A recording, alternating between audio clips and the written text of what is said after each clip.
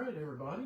Welcome back to Better Fishing with Two Bald Biologists. I am Corey Oakley, and this is Ben. Say hey, Ben. Hey, guys.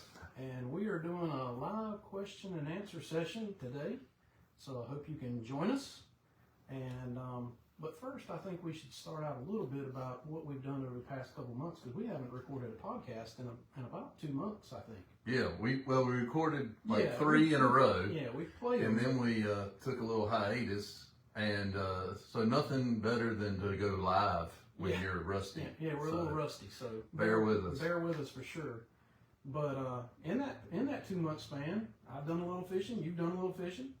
So you guys know from the Smallmouth podcast that one of my suggestions is that when you need a new fishing rod, you buy a fishing rod for your wife. That's right. Or your kids. That's right. And then you can borrow it from them on occasion. That's right. You gift fishing gear. That's Well, right. I tried to take Corey fishing a couple weeks ago, It did not go well. and the axle on my trailer tried to fall off on the middle of the road. It pretty much fell off. I mean, it was still holding on, but it pretty much fell off. So all that to be said is my wife just got a brand new boat trailer. Congratulations to her. I love you, hon. You Yeah, deserve it. You deserve it. Yep. So- Yep. Everybody needs a new boat trailer. So there was that. But no, we have done some fishing, and that has gone like fishing goes. Some good days, some bad days. Some bad days. Yeah. But more good than bad, I'd say. So Well, a good any day fishing is good to me because I don't get to go nearly as often as others get to go. But yeah, so I've done. Let's see, I went to the mountains and did a little smallmouth fishing in the river. When I went smallmouth fishing, I caught a rainbow trout, nice. so that was a plus. Mhm. And did catch a few smallmouth. Went up north and caught smallmouth at St. Mark's River, so that was fun. And I've done a little red drum fishing since I've been back. That was the weekend that the trailer broke. Right. I did not fish that weekend. No, you did not. I was just trying to You keep were my boat off the road. You were on scramble mode. Yeah. For sure. You were on scramble mode. It was good. We had it. We got it fixed. You know, Corey helped me out, and you know, he bought me 2 brand new ratchet straps to boot. So we're good. So, Yeah. but Yeah. and now I'm rolling again. So all is well. So my fishing, I've done some striper fishing. I've caught some red drum. I've caught a few bass here and there. Trout, bluefish. You've about done it all. It's before we had this hurricane that came through. It was really salty in the New Bern area, and there was a lot of marine fish that were moving in. So my freshwater fishing took a little bit of a hit, but my saltwater fishing got a bonus. And Now you got all the water you want. now we're right back to being really fresh around New Bern, Yeah. and because we got a lot of water coming down the river, all of our rivers right now, really. So that's another just move. Being a coastal, living in the coast, you got to kind of roll with the punches. So it's been fun, it's been good, but there's still fish around because there's water, and as we all know, Fish need water. there you go. I teased They got you plenty up. of it right now. They don't have water now. They're missing out. That's right. They're up on the bank for some strange reason. That's right. We need to talk a little bit about some of the things we got going on as far as swag, right, Corey? Oh yeah, man. We got some new baits for you guys. You guys may know. We'll hold this one up. This is the one we came up with last year. The OG. And when I say we came up with it, I mean everybody's born originals and we die copies. We did not invent the chartreuse We straight invented tail bait. chartreuse. No, tell everybody, Ben, that we invented No, chartreuse. we That's did exactly not. what you should do. But we worked with a company to make a chartreuse bait that we really like. Now, some of you who are involved in Wildlife Commission's Facebook culture know about the raccoon. And behind the screen, we have the Raccoon Master helping us out He's today. working very diligently behind the scenes. He So if is it's not working, it's his fault. right. Totally his fault if this doesn't work. Yeah. But he's decided to remain anonymous. Wow. Anadromous, maybe? Who knows? But he's going to help us with this video, and what we'd like to show you is our new video, or our new bait that we've been making. It's a 4-inch bait.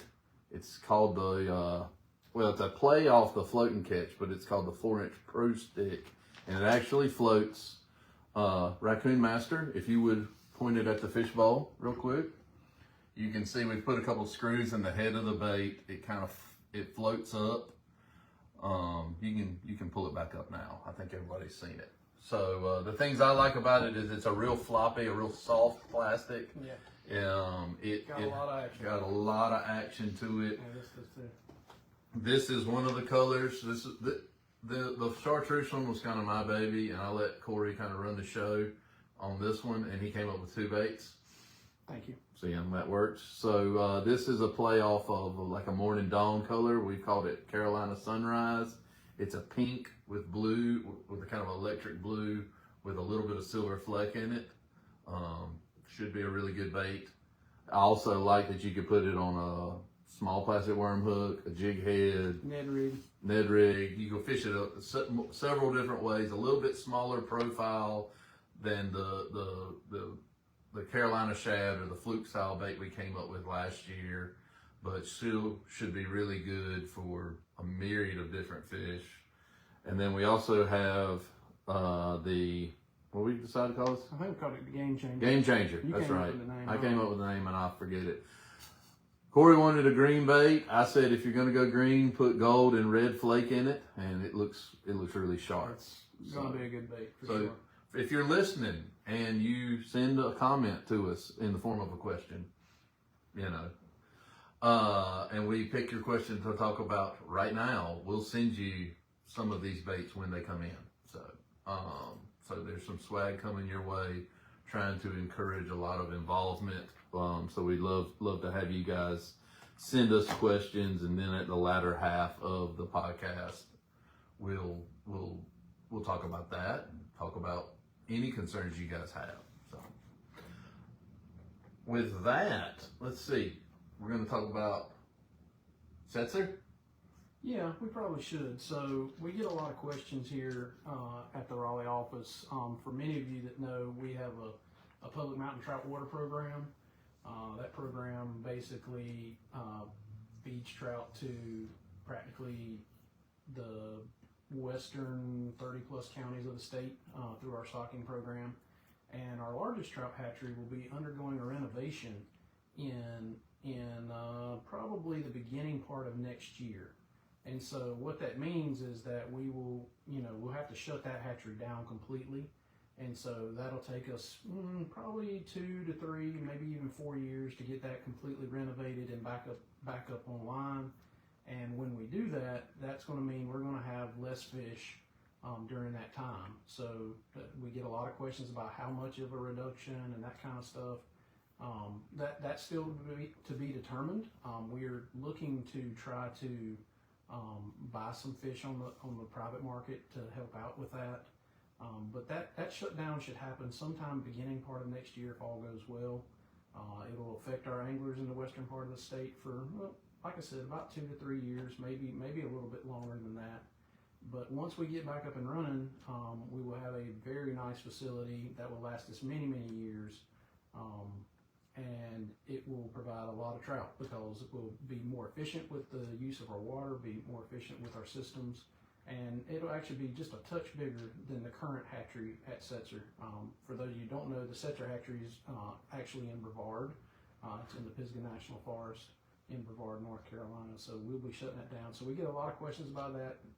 Honestly, you can ask us anytime, any kind of question about the Setzer hatchery, and we'll be glad to help you out. There's going to be some videos at ncwildlife.org that will help us basically share that message and that information, and you'll see those videos. They'll come up probably between now and the end of the year on our website, and those videos will explain why we're doing it, how we're doing it, and how it's going to affect the angler in the mountains. So I wanted to touch base on that because we get a lot of that for sure. If you want to know more, we'll be talking about it on the September podcast. Yeah, and that's exactly right. We'll likely have a supervisor from the mountains, Doug Bessler, on our September podcast, and he will, he'll be able to explain it even better than I can because he's neck deep in it. And if you guys have trout questions, Doug's the man. Doug has spent his entire career in trout waters on most. Almost. Well, he's at least got probably 26 to 27 years experience that's in trout. So I'd call that a career. I would call that a career too. So I want to call it a career at 26, 27 years. I won't be able to, but I'd like to. Yeah, he has done a lot of trouty type work and has seen and done all the things when it comes to mountain trout. That's right. So, And he knows a lot about our public mountain trout water program, and so he's a wealth of knowledge. So if you got questions ahead of time, by all means, email us those questions. We'll be able to ask Doug, and you'll get those questions on air. that email is twobaldbiologist@ncwildlife.org. So Were you looking at me like I didn't know that email, or you wanted me to say it together? I was just, What maybe was it? We should start saying it in unison. I don't think so. I don't think that's the right thing to do. Twinsies. So, we've already got a few questions rolling in, so I think that would be good to talk about that. One of them I'm glad your is, computer's working. Mine's not. So. yeah, it took me a minute, but I'm up and running now, so we'll see how long it lasts. One of them is, since we talked about flooding, they latched right into that, which I think is good and very, very timely. What does the effect of the high water have on fishing, and what would you do, in that situation? They've been fishing off of public access, and the creek's been high for several days, wondering how high water affects fish. So let's talk about that for a minute. Well, it can affect them in a multitude of ways. Sometimes it really doesn't have any effect at all. Sometimes it has very lethal effects. When you get, especially in our coastal rivers, when you get these massive flood events, and Ben should be saying this and not me. You're doing great. Thanks, I appreciate it. You'll correct me if I'm wrong. I will. But when you get these massive flood events, after hurricanes in particular, the floodplain will flood and the water will go up in the trees and all that kind of stuff. And then as that water recedes and falls back in, what you get is a lot of low oxygenated water that comes out of the swamps back into the river. And it can cause really depleted oxygen levels in the river. And it will create some pretty significant fish kills. I mean, we've seen it. We saw it in Floyd. We saw it in some of the ice storms. I can't think. Irene, Isabel. We saw it in Matthew. We saw it in Florence at some levels, and sometimes it's worse than others. But you'll get these massive fish kills and fish die-offs. And the first reaction is whoa, that's a lot of dead fish. I mean, like, I believe it was Matthew that the fish lined up on I-40 when it flooded. We had dead fish on I-40, and it is significant, and it does set the population backwards, but it doesn't eradicate the populations.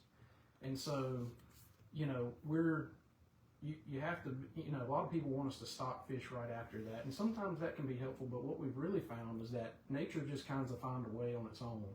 And it kind of replenishes itself over time. We've done studies on bass, restocking after the, afterwards, and none of them had any effect on the population really. They basically repopulated themselves on their own.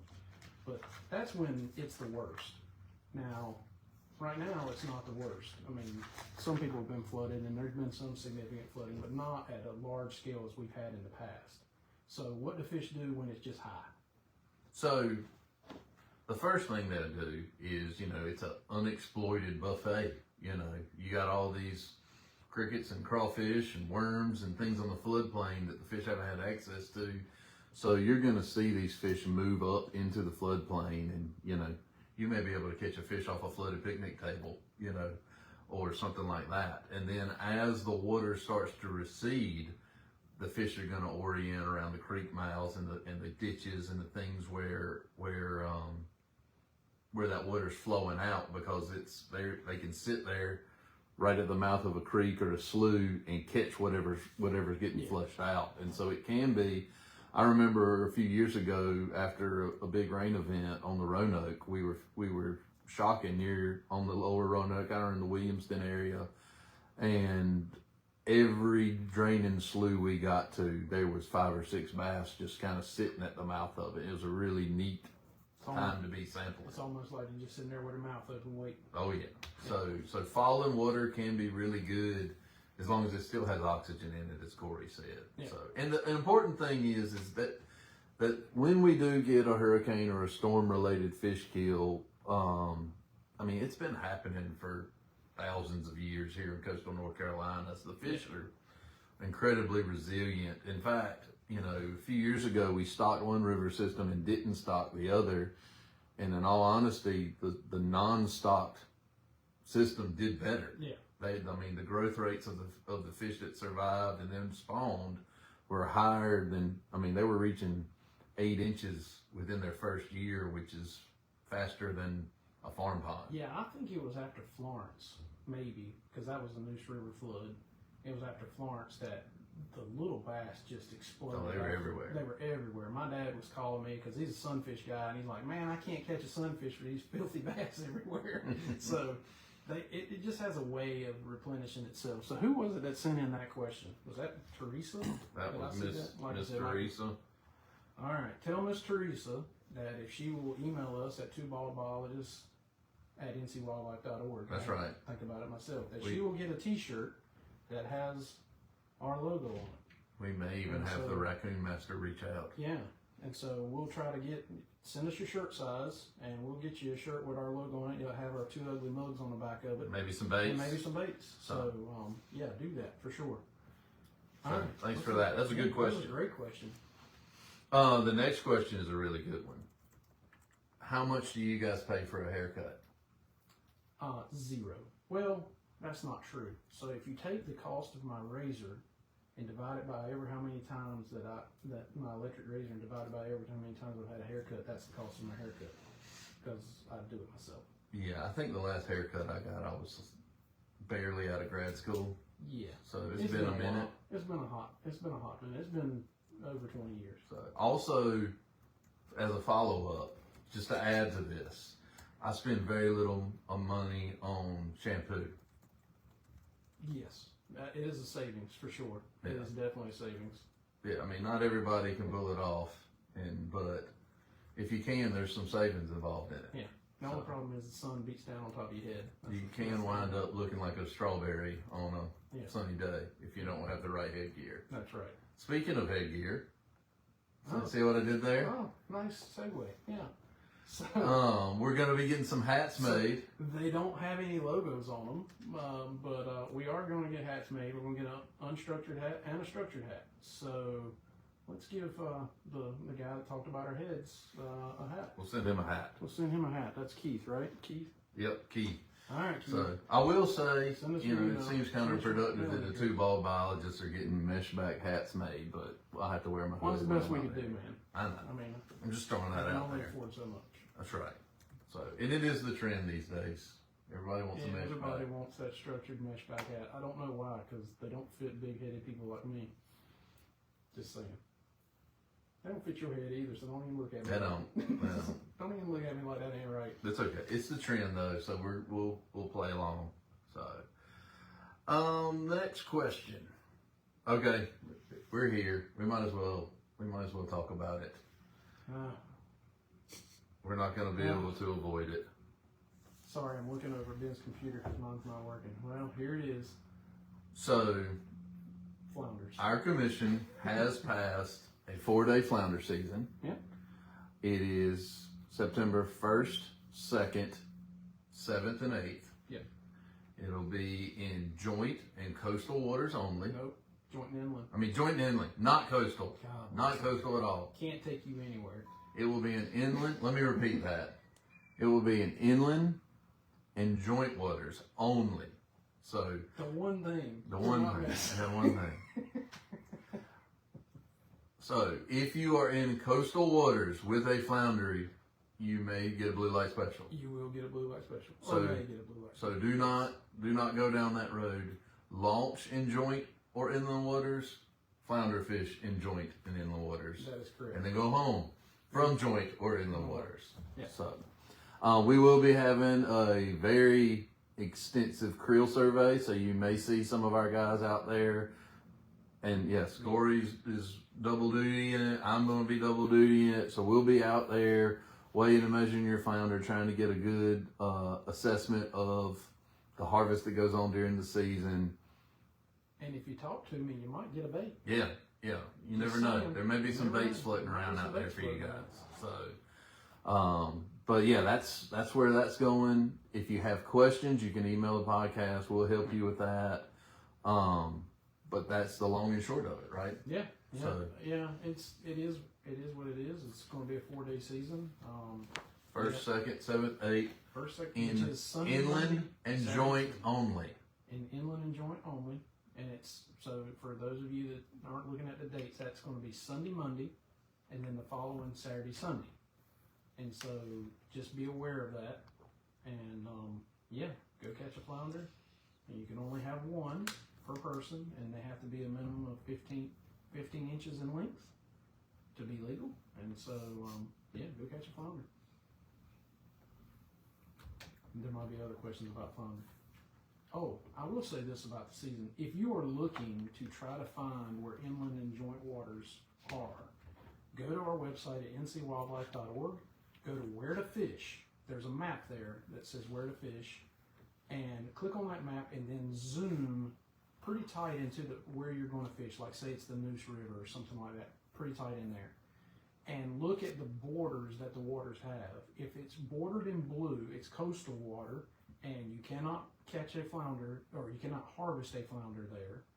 If it's bordered in red or not bordered at all, that is joint and inland water. Joint would be the red, and inland would be no border at all. It just looks like the map. That's inland water. And so that's how you can tell the difference between inland and joint water and coastal water. And I will tell you, if you got a question, email us. Like you don't know where it's where you know where you're going, but you don't know where you are in terms of inland, joint, or coastal. Just email us. Email Ben and I, two ball biologists at ncwildlife.org. We'll be glad, or call us. Our phone number's on the internet as well. Just call us and we'll walk you through the map and explain it to you. That's no big deal. We're already doing that for a lot of people, so we don't mind doing it. Just just hit us up and we'll do what we can. So we're going to bounce back and forth across the state. Okay. We're going to talk about mountain trout again real quick. Okay. We're at a shortfall because we got a hatchery down, right? Mm-hmm. What are our plans as far as stocking? Could we get fish from another state? Are we going to buy fish? Sure. I can answer that, I think. Maybe. Well, try. Now's a good time. Now's a good time? Okay, now's a good time. So what I would say is that we are working steadily. We have been working for the past few months to try and get fish from within the state, from private producers. We've asked other states. Here's one of the things that we require when we're stocking our waters is that our fish are disease free. There are several cold water diseases that we don't want to bring into the state. Some of them are already here, but we still don't want to spread them. Such as, we got gill lice, we got whirling disease, those kinds of things that can be found in trout and in cold water environments. And so therefore, the places that we're looking at are disease free, they're licensed disease free, been tested. And so that limits some of the places that we can look and some of the states that we can look. We're hoping to alleviate, some of that loss, but we will not be able to alleviate all the loss. Our trout facility at Setzer is a major facility. It produces close to 1 million fish a year. And there's just not that many catchable size trout on the market at that rate. And the hatcheries from other states, so if you're looking at, say, Tennessee or Georgia or Virginia or West Virginia, those hatcheries are not going to be producing fish for us at that size either. They'll give us little fish that we can grow out, which will help us in our other trout hatcheries, but they're not going to have fish that are 10 to 12 inches to just give us to stock, because they're going to be stocking those themselves in their own water. So those are the kinds of things that we're working on. There'll be more information that comes out as we have it more solidified as to how many fish we're going to be able to get. Like I said, we're working with private producers. We've gotten some commitments from several, and so we'll be able to alleviate some, but it won't be all of it. Did I do that one? I think you did great. Okay, great. So, good. So yes, the answer is yes. We Are got we keeping some. up with the people that we getting questions from? We are. Somebody else? We have a Okay. system Thank here. God. Me and Me Raccoon and Master. Raccoon Master over here. Good. So then let's keep zigzagging across the state. Yeah. That way no one feels that we've unless someone wants to have a reservoir question. We hadn't got one of them yet. Yeah. But so striped bass. We've been in a moratorium for several years on the coast. And anecdotally, the fishing does seem to be better. I caught a 30-inch striper a few weeks ago. It was a lot of fun. But really, as far as what the data is showing, we haven't seen a whole lot of gains since the moratorium was put in place. We're going to be looking at that data next year with DMF as part of the fisheries management plan to kind of try to decide where we're really going with that. Unfortunately, the stocking that we have done, they've been very useful for providing fish to the rivers and to maintain fish in the rivers, but really we haven't really met any of the kind of recovery goals. They're not spawning successfully on their own. We're seeing very little natural recruitment, which means that if you catch a striped bass in coastal riverine North Carolina, it's likely a fish we stocked. You know, is that the way we want it? No. Is that the way it is? Yes. But that being said, summertime, I'm going to hit two questions, one thing right now. So that was Kevin's. I'd like to add to that, if you don't mind. Yeah. Oh yeah. I'm not quite done yet. Okay. But you go ahead. You sure? Add to it. Okay, I'll add to it. Well, I think one of the things that's getting missed is that we're seeing declines in striped bass really across the Atlantic coast for the most part. Yes. The stocks of striped bass are on the decline, and we don't really know exactly why that is. There's a lot of smart people that are trying to research that and figure that out. And so there's more pieces to the puzzle probably right now that we don't know than we do know in terms of recovery. Yeah, we've learned more. We've learned a lot. And when we learned more, we realized we knew less.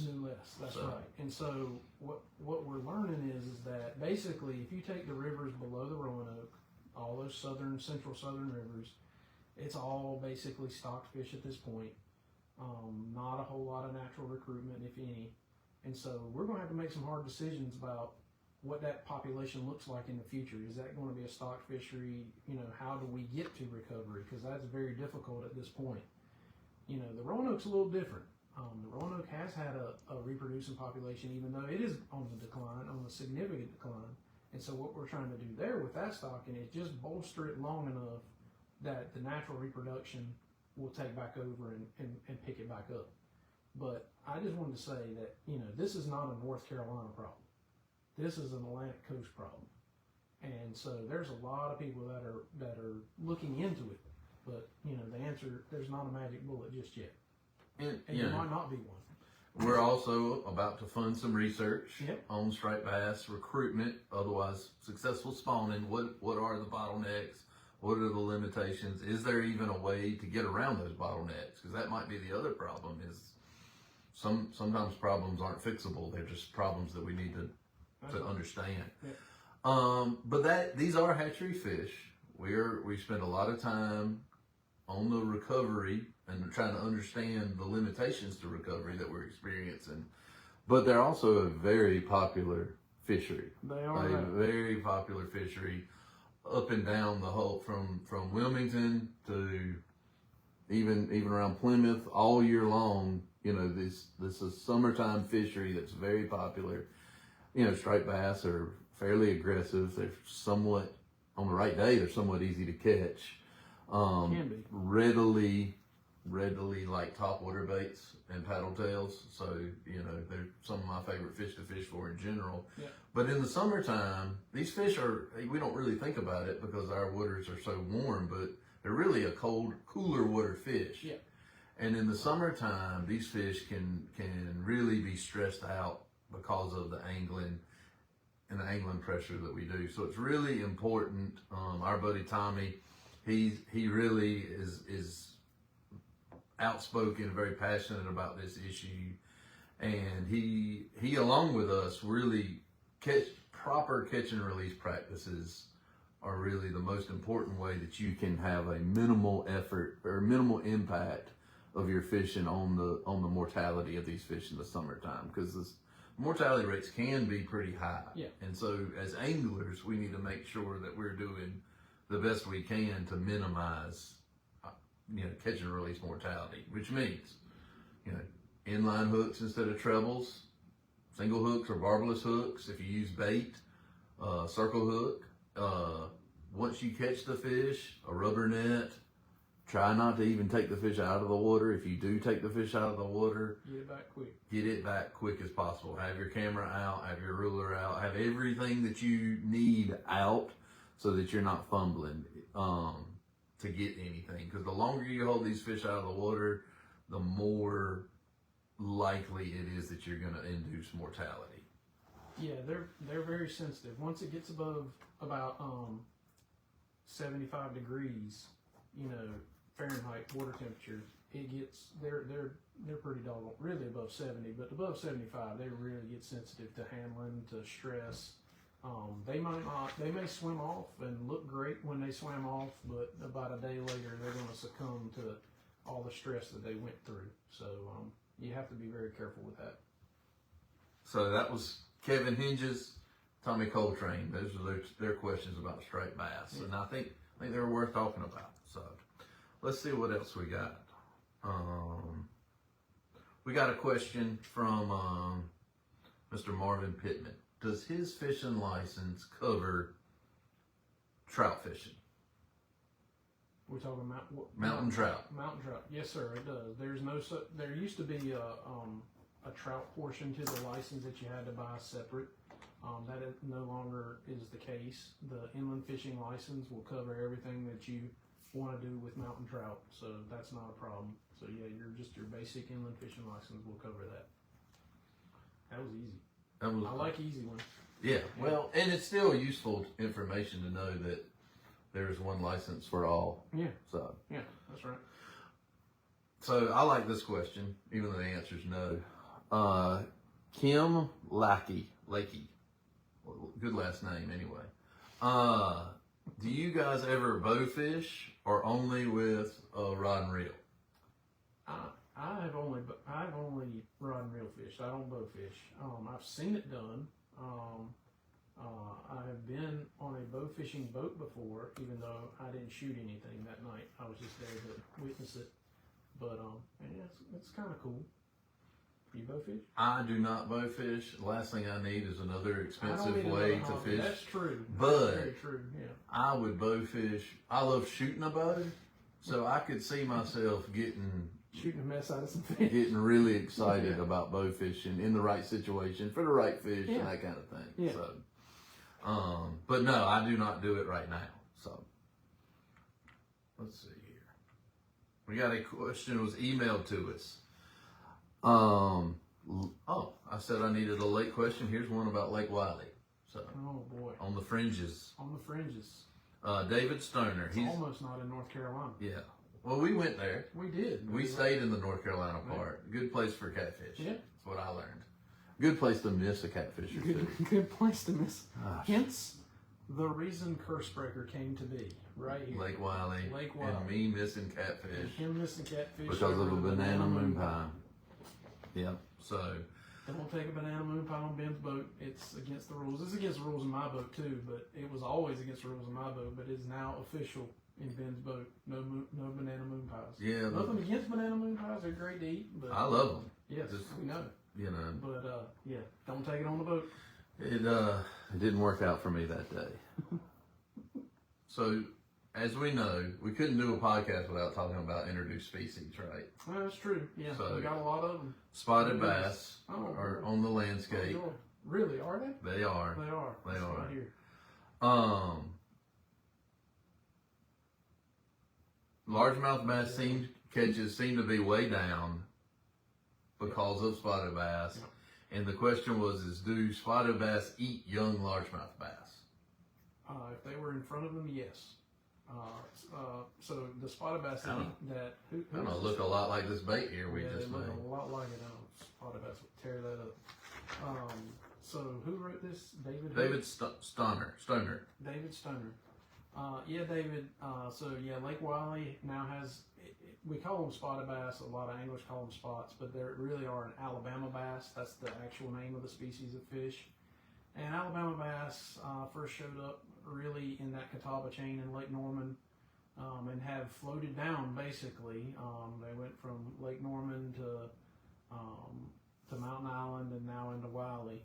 And yeah, you're reaping the benefits of Alabama bass invasion. And basically what that is that they just pretty much push largemouth as far out into the fringes as they possibly can, habitat-wise. They do other things to smallmouth bass. They gene swamp, or they out-reproduce or reproduce with smallmouth. But largemouth, they basically just kind of push them to the edges. But I will tell you that Alabama bass, I've caught a lot of them at Lake Norman, are very inquisitive fish. They'll look at anything. They'll look at a bait. They'll look at, shoot, we were doing things where we were dropping concrete anchors over the side of the boat, and you could literally watch the concrete anchor go down, and you could see the school Alabama bass go right up to it and follow it all the way down. They're just very, very inquisitive fish. And so if it's in front of a Alabama bass, I'm pretty doggone sure those little largemouth would get crunched. And that's part of it. That's part of that competition thing that happens with an invasive fish. You get a new species in that nothing else is used to, and if they're aggressive like Alabama bass are, they generally will feed like crazy on things that are just not ready for them. And so that's what you get is, you get this one, not only are they being pushed to the fringes, but they're also being outcompeted and probably eaten all at the same time. And so that's why you're seeing that big reduction in largemouth, a big expansion of Alabama bass. It'll level off at some point. Wiley's probably like in year 12 or 13, maybe a little bit longer. So about the year 20 mark on a lake like Lake Wiley, you kind of reach an equilibrium, and you kind of got the Alabama bass that you're going to have, and you kind of got the largemouth that you're going to have. And that's kind of where the lake is going to be until some other disturbance comes along and ruins it for everybody. So it is what it is. Unfortunately, there's Alabama bass are here to stay. We are trying to prevent them from moving into places that they don't occur, which is less and less and less in North Carolina. But we don't want people to move fish. We talk about that a lot on this podcast. Don't move fish. Don't move fish. Don't move water. Water can carry things that are unseen to you and to me. But once that water is introduced to a new body of water, it could have animals and pathogens that are, we talk about whirling disease and stuff like that. You can move the stuff around and not know that you're doing it, and you're not meaning to do it. You're not trying to be mean or anything else. Now, most of the Alabama bass that have been moved around by bass anglers. That generally is what's happened. And so, unfortunately, bass anglers, I love them to death. They may or may not love me, but they have moved a lot of fish around when it comes to bass, particularly Alabama bass, and basically only short of basically 2 watersheds in the state, and those being, two that I know of right now, that being the Noose and the Cape Fear. Alabama bass are everywhere else in the state of North Carolina at some level. Some levels they're the dominant species, some levels they're not quite there yet, but they will be the dominant species.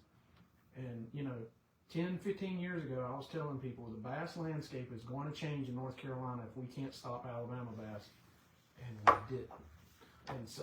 And so the bass landscape is changing, if not already changing in your neighborhood for sure. And it's not going to be the same. We won't be able to go backwards, unfortunately. So Mr. Stoner had several questions. Oh, sorry. No, you're doing a great job, and I'm going to paraphrase it because you've addressed about half of his questions. Okay.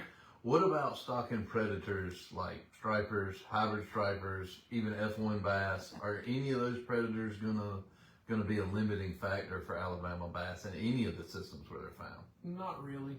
They are so reproductively resilient and good at reproduction. They reproduce in quite big numbers, and then they are very good competitors, particularly at small size classes. So you're thinking of an Alabama bass being 12, 15 inches maybe in length, but really where they win is that 2, 3, 4, 5 inches in length. That's where they win. That's where they outcompete largemouth. That's where they outcompete a lot of sunfish and those kinds of things.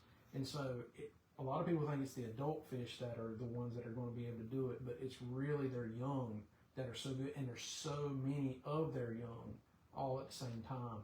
It's why white perch are really good at being an invader. We got white perch in a lot of our reservoirs out in the west and the central part of our state.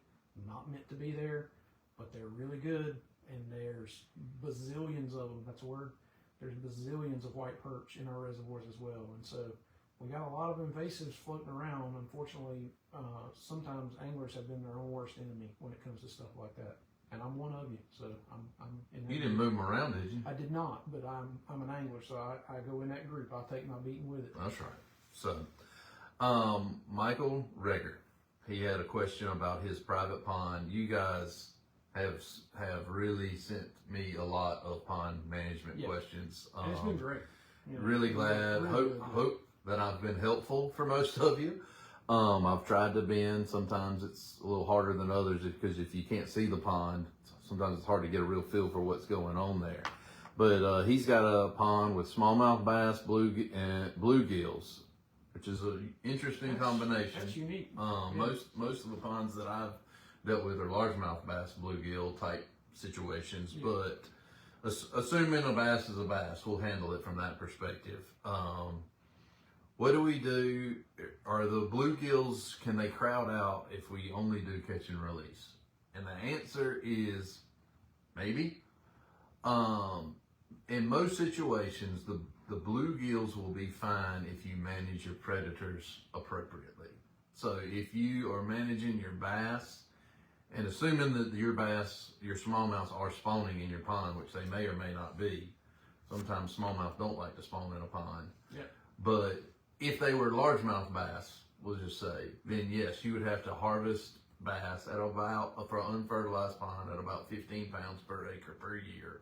Normally, if you do that at a fairly stable rate, the bass will control the bluegills, and all you really have to do is not over harvest your bluegills. And over harvest of bluegills is going to be somewhere around 75 pounds per acre. Yeah. So you're probably not going to over harvest unless you have a really small pond. But it is important to keep that dynamic in check. And really the way you know if you're managing your pond right is you should have small fish, small brim, big brim, medium-sized brim, and your predator fish should look the exact same way. If you have a host of different sizes, it's generally an indication of good pond health. If you have all fish of one size, there's probably some sort of bump in the system somewhere. Either you have too many predators, not enough predators, something like that. So Yeah. good question. Next question. This one's an easy one. What is the best way to fly cast without hanging your line in the trees? This is from John Bogey. Yes, Boggy. come on, dude. Now, I spent a lot of my childhood on this very issue with my dad on the Chowan River, because if I got hung in the trees, sometimes he would get a little frustrated with me. Yeah. But he still took me fishing, which, take your kids fishing. It's a really good thing to do. But, and thanks, Dad, for doing that. It's probably why I'm sitting right here talking to you folks in part. There's several different casts that you can roll cast. You can try to cast along the creek instead of across the creek. There's even a steeple cast, which you basically almost cast straight up in the air and then out. But the main thing you can do is just be aware of what's behind you and hope that you don't snag it. Sometimes there's no real trick to it. It's just be mindful of your surroundings like a Jedi. Or you could buy a spinning reel and throw the fly rod in the trash can and call it a day. Sorry, that was not. You can email your anti-fly fishing sentiments to Corey at twoballedbiologist@ncwildlife.org. Work harder when you can work smarter. Hey, fly fishing has its place. I know it does. It has I'm its just place. picking on it. And there's a few times, especially on the coast, especially in the Roanoke River striped bass fishery, where fly fishing is actually more efficient, you know. Oh yeah, yeah. So I mean, there's- it has its time and its place, and it's fun. I've done it, but yeah, you may spend it on it. But I mean, when it comes to getting snagged, there's no substitute for just, and don't worry, it happens to everybody. Everybody. So, you know, you're going to cast into the trees on occasion, and that's okay. So don't let it get you down, but just practice, practice, practice is the best thing I know to say. So. Yeah, that's right. But if you're not getting hung in the trees, at least sometimes, you're probably not casting where you need to cast too, because a lot of times these fish are going to be in the thick of things. So, are snakeheads still absent? This is Jay Jackson. We know Jay. Do we? We do know Jay. He's at the Peckman Center. Oh, We're gonna use this question anyway because I started it. Jay Jackson. Maybe it's a different Jay Jackson. You don't know. It could be. It looks. I can't zoom in on the picture, but it looks like him. It looks like him. Right, Master says it is. Are snakeheads still absent? And maybe he's throwing us a bone, which I appreciate. Yeah. Are snakeheads still absent in North Carolina waters? We'll handle that one first. Yes, they are still absent. Thank goodness. Thank goodness. One less thing. One less invasive. And are there any news on the F1 stockings thus far? So, the news on F1 stockings is that is an ongoing project in both Lake Norman, Jordan Lake, and Lake Gaston. And we're stocking F1 bass. So, for those of you who don't know what an F1 bass is, it is a cross between what we once called, who knows what they're called now, a largemouth bass and a Florida bass. And they're 50-50%. The babies have 50-50 of each genetic makeup. And so they call them tiger bass or F1s. And basically, we just completed year 2 of the stocking program, and so they're just now getting up to size where we can see them in our electric fishing surveys. Our latest spring electric fishing survey did show that those F1s did exist in our surveys, but it's going to be some time before we figure out like what contribution they have to the overall population. Do they actually attain bigger sizes? Can we maybe get trophy fish, quote unquote, out of the system, from these tiger bass? We don't know that right now. That's going to take some time, and we're just going to all have to be patient with the project because fish got to grow. And so that's it. The F1 idea It's fantastic. is well, I was going to say very popular. Like there's a lot of bass anglers. But if it works, it's fantastic. Well, yeah, anything that works will be fantastic. Yeah, thank you. But the F1 idea is really sweeping bass culture as a big rule, and there's a lot of it's not a whole lot of. I mean, I think the way we're doing it at least is a way that we can really find out if it helps or if it doesn't help, and I think that's going to be the biggest benefit of the way we've set up this project. So yeah, but yeah, it's hard to know. So where that'll take us. It's just going to take time, and we'll know in 5 to 6 years. We'll probably know about how good they are at what we hope they can do. Right. So, next question. I like this question. Fishing before a front. This is from Freddie Neal. So his question is, he's always been told to fish before a front. Is this true? And do fish forage with changes to atmospheric pressure? If so, how and why do they know? And if it's not true, why do fishermen believe that this is true?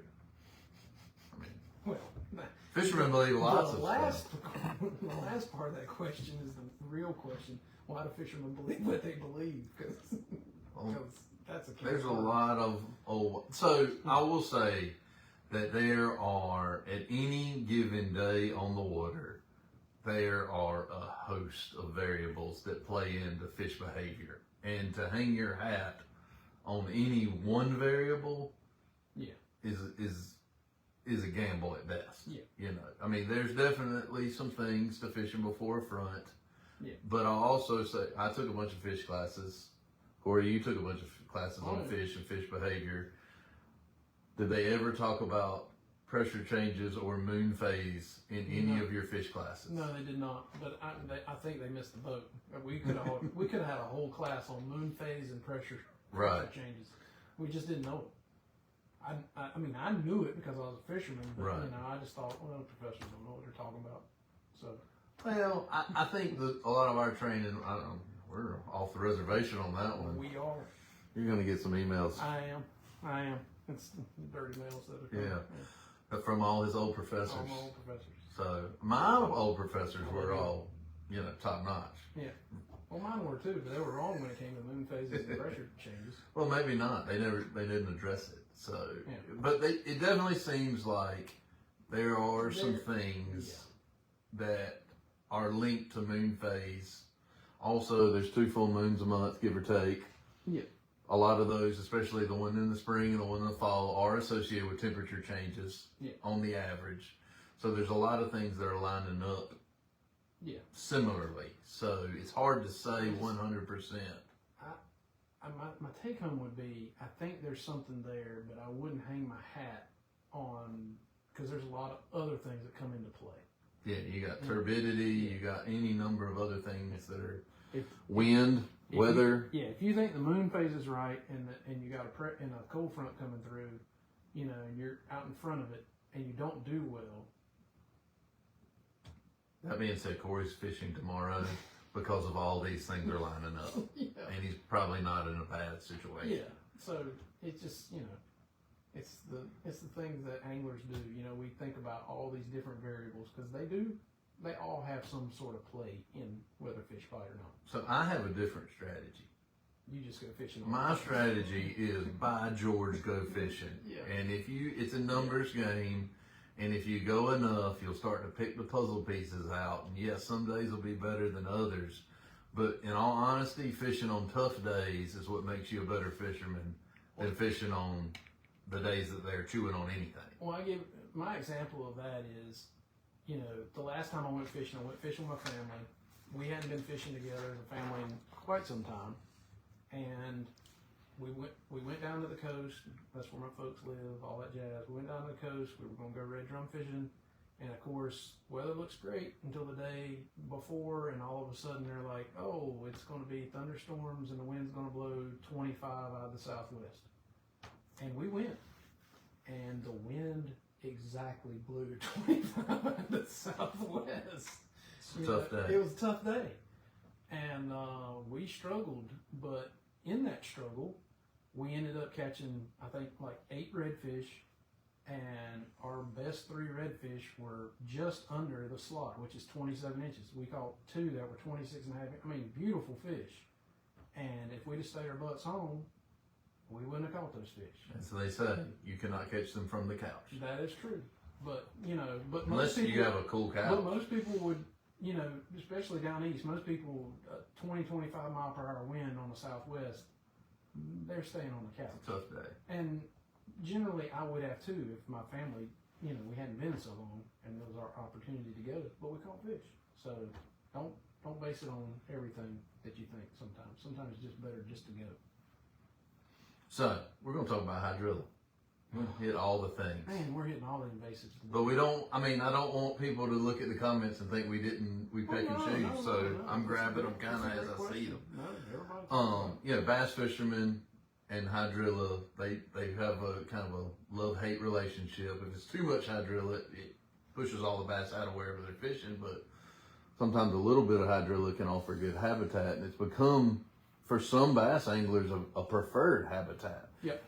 It doesn't take away from the fact that hydrilla is invasive, and which means it's not from these parts. And it's listed as a federal noxious weed, so you're not supposed to possess it. Right. So if you have a hydrilla collection at home, you should dispose of it. You should dispose of it properly. Flush it down your toilet. In this comment from Jeff Brand, he talks about how every lake that has hydrilla, the bass population has thrived. I'm not sure that that's 100% true, but there are some lakes that have hydrilla where the bass population have done well. He also says, and I like to address this just because it needs to be addressed, is we didn't spray hydrilla anywhere in the state. Or the grass carp for that matter. Right. Those weren't decisions that came to us. So, but hydrilla is in a lot of our systems, and a lot of bass fishermen are fishing in it. The main thing is make sure that you don't move it around, because we're seeing hydrilla pop up in places that we really don't need it, like in some of our very pristine coastal lakes, natural lakes. They're shallow, that if hydrilla gets in it and has the potential to choke out the entire lake and You know, if hydrilla got in Lake Phelps, we would probably see the bass population crash, you know, or not be near what it is now. So, so make sure you clean your boat trailers off. Make sure that, you know, you're being responsible. You're not moving aquatic organisms in general around, because that's always a problem. So now that I see the question, I'm actually seeing the question for the first time. I'm going to address it a little bit more, if that's okay. That's great. So Jeff asked, why is hydrilla considered an invasive species in North Carolina? It's considered an invasive species in the United States. It's not just North Carolina. It is a federal noxious weed. It's illegal to actually possess. So that's the first part of that question. Yes, I would say that hydrilla was preferred by bass anglers forever, and it still is for that matter. I mean, bass anglers really do like to fish around hydrilla. It makes great habitat as long as it is controlled. When it gets out of control and it gets thick mats, it actually doesn't make that great a fish habitat. It's too dense. Yeah, there's no oxygen in the middle. There's no oxygen in it, and it can cause problems. And that's really one of the biggest problems with hydrilla. The other problem with hydrilla is that it just doesn't contain itself in the lake. It spreads. I'll give you an example. It was in Harris Lake forever and a day through the mid-80s, mid-90s. And now hydrilla is basically scattered all throughout the Cape Fear, downstream of the lake in the Cape Fear River. And so that's one of the reasons why it's another state agency that's involved in removing hydrilla from the lake. It is not an NC Wildlife Commission thing. We don't deal with hydrilla in the sense of, you know, removal. That is a different agency. But now, for instance, at Harris, when they decided to remove hydrilla from Harris, we have been trying our best to replace that with native plants. We have a greenhouse here in the Piedmont that we grow plants, and we're trying to replace that fish habitat. Now, it's going to be difficult to mimic exactly how hydrilla was, but we are trying our best to get native plants to take, and it takes some time. It's not as quick as hydrilla because they're not invasive, they're native. And so it's a slower process, and so it takes 5 to 10 years for those native plants, whereas hydrilla can do it almost seemingly overnight. Hydrilla is very rapid growth. I can't remember how many inches it can grow a day, but it's nuts how fast it can grow. It grows really fast. And that's why it's such a good invader. Just like fish grow really fast that are good invaders, so hydrilla is a plant that's a good invader. So I just wanted to handle that right quick. Okay, we've got not much time left, so we're going to hit some questions. Okay. Lightning round. Lightning round. How about we try to do that? That way we can get as much swag out as possible. Yeah. Yeah. Where's the best place to fish in Central North Carolina? Are license required? And where can I go to take classes for novices? Where you can go to take classes for novices is look up our John Peckman Fishing Education Center. It's out of Fayetteville. They teach a lot of classes, and you don't necessarily have to go to Fayetteville to see those classes or to be in those classes. Some of those classes I think are online. And so just contact our Fishing Education Center, the Peckman Fishing Education Center in Fayetteville, and they will help you out with classes. The best place to go in the Piedmont for fishing depends on what you want to fish for. That's the first thing I would say. There's lots of resources, so you have to look at a map. Resources. You kind of have to look at a map. I mean, if I was picking, like, let's just say largemouth bass. If I was picking a bass lake, I'm going to Jordan Lake. It's one of the best bass fishing lakes in the country. Not necessarily this. I mean, it is in the state. It is probably the best bass fishing lake in the state, but it is listed in the top, I think 5 or 10 in the country for largemouth. So it's also a really good lake. if you're somewhat of a novice, you know, some of these municipal lakes, just pick somewhere close is the best thing to do. Yeah. That's a tough question to rank a place because it just depends on really what you want to fish for. Okay, that was Jeanette Mitchell asked that question. Sorry, I forgot. I should have led with that. Okay, we got 1 more minute. Okay, keep going. Milton Williams. Mm-hmm. He is military, retired military, 100% disabled. Does he have to renew his fishing license? I don't know. It depends on how old he is. Yeah, but he can't get a disabled license. He can get a disabled license, and it depends on how old he is. And he could eventually. You basically need to call our license department, and that's not us. We don't deal with that. They'll be able to tell you what you do and do not qualify for based on what you have, whether it's your disability or your retired military. If you're over 70, the easiest way is to go ahead and get your Get a lifetime lifetime. for $16 Yeah, or something. something like that, $16 for a lifetime at that point, and then you don't ever have to buy another license. And Then you're good to go, it's a and great deal. and it's renewed automatic, so you don't Yes. have to get it. That's you right. know. That is correct. So, all right, not that one. That one's too long. We'll do one more. We're gonna call it. Boom, boom, Mm. boom. Who might it be? This is a different one. I'm not sure if it was John or Laura, but John and Laura Slagle introduced me. It was John. I see it now. What lakes are safe to eat fish from in western North Carolina? So I don't know the answer to that. One, it's probably going to be species specific. It's not going to be lake specific, so to speak. But the best thing to do is to go to the Department of Health and Human Services website on fish consumption advisories, and they have a list of every species of fish in whatever body of water that they have tested and found to have contaminants. And then they will give you appropriate guidelines of how much you can eat per week or per month or per whatever. And so that's the best thing to do because that's ever changing. Yes. They test all the time and that list changes. I will say generally most of our fish are safe to eat, but there are places that do have, whether it's PCBs or mercury warnings or that kind of thing. But the thing to do is just go to that website, look up fish consumption advisories for North Carolina. It will be the Department of Health and Human Services. It's not us. We don't do that testing. That's done by a different agency. And so that'd the be web page is really easy. Yeah. You go, like if you're in Western North Carolina, you're going to say Lake Appalachia, which we did a podcast on. Shameless plug. Shameless plug. I'm going to Lake Appalachia. I want to know what I can eat. You scroll down. There is a statewide mercury for largemouth bass. Yep. But Lake Appalachia specific, you go to the A's. Yep. You'd find Appalachia in there, and it would list out if there are any consumption advisories. If it's not listed, then there's no advisories other than the statewide one. So, What do you think? I mean, we could probably sit here another hour, but Yeah, we don't want to wear people out, and they got to get back to work. I'm tired. So, No, first and foremost, I want to thank everybody that's been listening to the podcast. It's been great. It's been exactly what I dreamed it to be 6 or 7 years ago, and it's come to fruition. And, folks are listening, folks are interested, folks have questions. Please, by all means, keep sending us questions. It's what drives us. If you got ideas that you want to hear about on the podcast, we'd love to hear your ideas.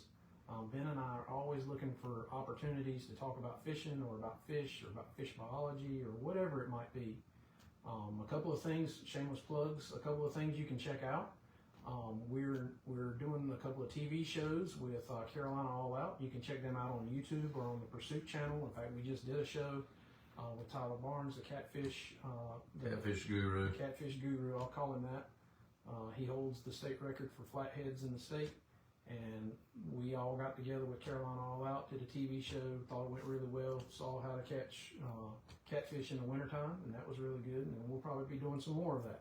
So you can check us out through Carolina All Out, their TV. Check us out on our website at ncwildlife.org. And always listen to our podcast anywhere you can find us. And thanks for having us. We'll see you next time. Thanks, guys.